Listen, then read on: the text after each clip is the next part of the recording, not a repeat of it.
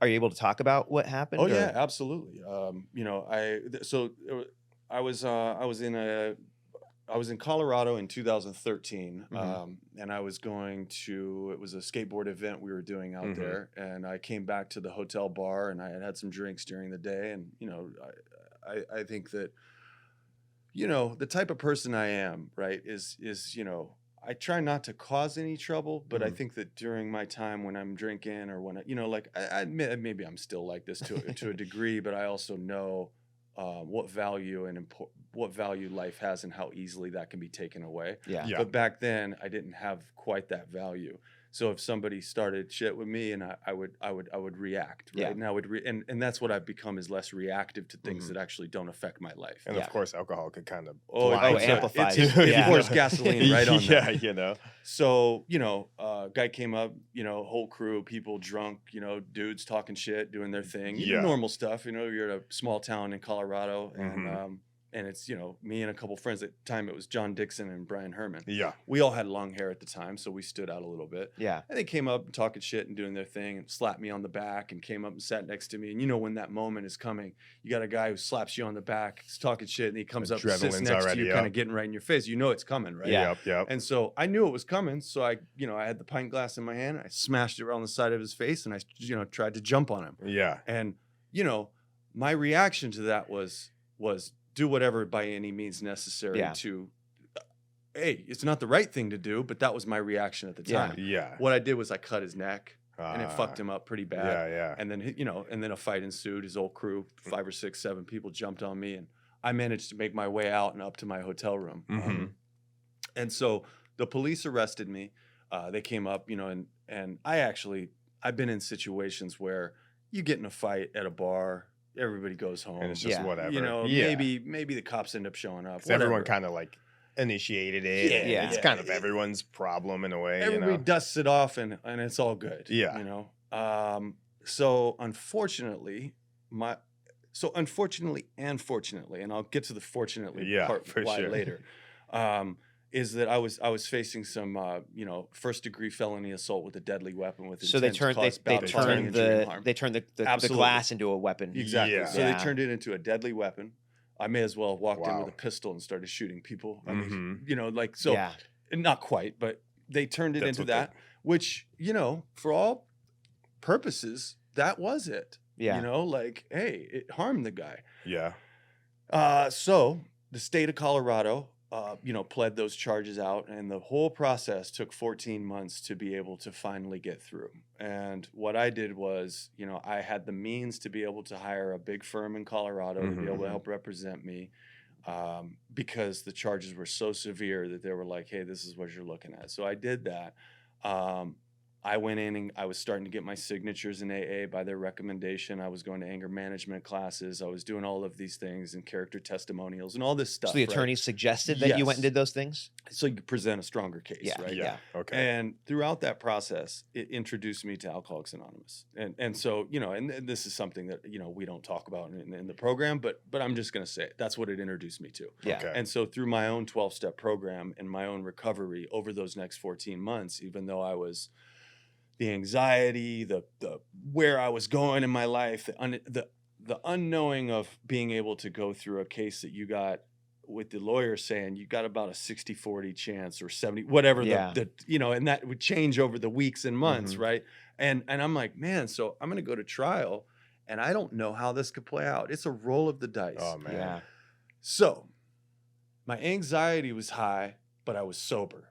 Okay. Yeah. So How hard was it to actually, like, was there a lot of struggle and resistance in getting sober? Or was it kind of just like, I need to not go to jail, so I'm going to have to overcome it? it's that, but the first month I didn't know how serious it was. So I was taking sleeping pills to sleep, and I was still drinking, and I was still doing the same Mhm. process that I was doing before to use that as the tool to get through the anxiety. I feel like building up to this point too, you would take little sections of sobriety. I would. too. Yeah. You know, so you're kind of used to it in a way. I was, but yeah. This was like the catalyst that was like, okay. Yes. And once I heard how serious it was, I was like, I will do whatever it takes to be able to try and get at least to be able to present the strongest case.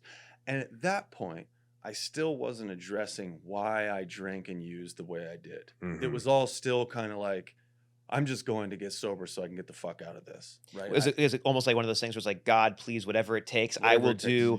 I'll Yeah. never touch it again. Just get Yeah. me through this type of. Yes, almost. Yeah. Except I wasn't really willing to do every single thing, which Yeah. is the work in looking at where I needed to take accountability for my actions in my life. So I was very close. I was 99% of the way there. You know, I was really close. I was willing to do almost everything except actually look at myself. Yeah. Take the You know? accountability. Yeah, which is probably 99% of it actually, you know, so it's the Yeah. other way around. And to put that into context, the moment, you know, I had gone to Colorado, I don't know, 10, 15 times over the course of those 14 months. You know, you fly in, you Yeah. fly out, and you're going to, you know, you're sitting in these hearings, you're coming out. The firm is putting together, you know, they're hiring private investigators to research the people and their connections to other people and where, you know, because like, you know, I was at fault here, but at the same time, you know, the other guy wasn't a saint in this situation Yeah. either. Did they have video footage or Yeah, anything? they had surveillance Okay. footage. So they had could all that. see that he came to you looking for, They could, but or at least you could allege they was looking for a fight and that's what because you could didn't allege. go to him. Because the jury can look at that and go, well, he could say he Sat was at the saying bar. hi and patted you on the back, Yeah. friend. You Yeah. know, like so there's a you know there's a gray area there, Yeah. right? Yeah. But just fast forward 14 months to me getting through it, and best day of my life. You know, I'm going like, oh my God. Well, 2 weeks later, I drank, so it wasn't quite that much of a consequence. Yeah. So what it was, So is- did you just get off, or you got off with there a was small amount, or there was a situation. Oh, get off of the case. Yeah, yeah. 5 years probation, 2 felonies. Okay. So I had there was. but a you didn't lot have to of do time. restrictions. No, because in the end they gave me two felonies that held a second degree charge, which carried time associated with those, but the judge, at the judge's discretion, could choose whether or not to give me that time based on my presentation. Yeah. So he looked and said, "Hey, look, it looks like you've done, You've been these cleaning charity up and- events. There, yeah. you know, you It's kind of like seem you did your you're- time over the you've last done 14 your work, months. and it looks yeah. like you're sober and That's this cool. and that." But the original charge they hit me with carried mandatory sentencing.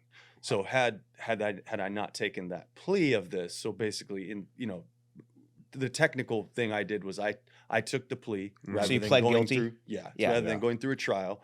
But in going through the trial, I would have to have my your jury, all this other stuff, and I would have, the worst case scenario is I would have gotten the mandatory sentencing of the first degree. Oh, wow. So I Yeah. wasn't willing to take that risk. They gave me the plea deal, which carried suggested time based on what the judge thought. Mm. So Whoa. I was going in there going, okay, I'm not going to risk the 30 years, right? Wow, they If were going to that hit you goes with wrong. 30? Yeah, I'm not going to risk that.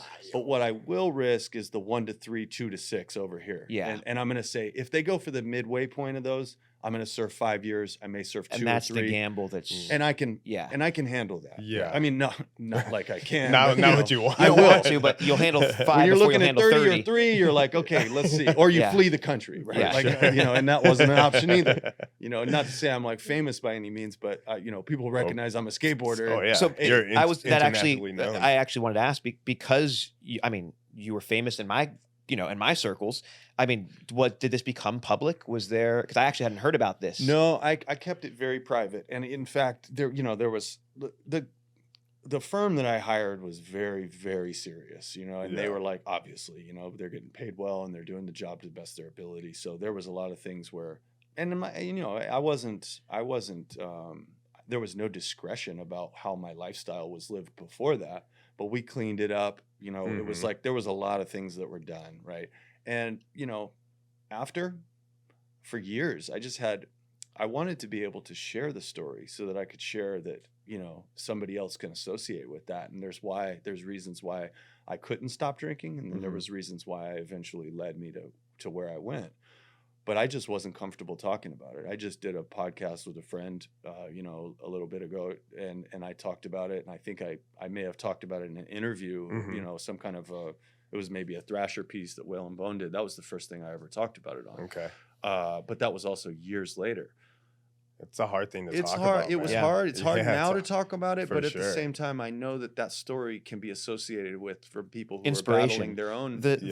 I mean, we haven't quite gotten to where you've come from that, but where you have come from that, I mean, I think you would acknowledge that, like, had that not happened, you may not be in the same place you are today. Absolutely Or- not. Which comes back to the part where that I'm grateful for. Yeah. Turning a negative into a positive. Exactly, right the there. perspective of that, because I can live in that place very easily. I like to steep in my misery. Yeah. That's the type of person I can be. With this, the perspective that it gave me was for a few years after that happened. I was so resentful at that person, right? Mhm. That for doing that, for coming up and starting trouble, whatever it was. Yeah. And then I got to the phase in my life where, had that not happened, I wouldn't be where I am. Yeah. I may never have gotten sober. Yeah. For sure. Now, what kind of a father that turned me into? What kind of a husband, friend, business partner, just citizen out there. Yeah. It changed everything about me fundamentally, and I am forever indebted to the situation that happened the way it did. For And sure. I love that. Yeah. I don't wish to impart harm on anybody, Yeah. but that's what it took.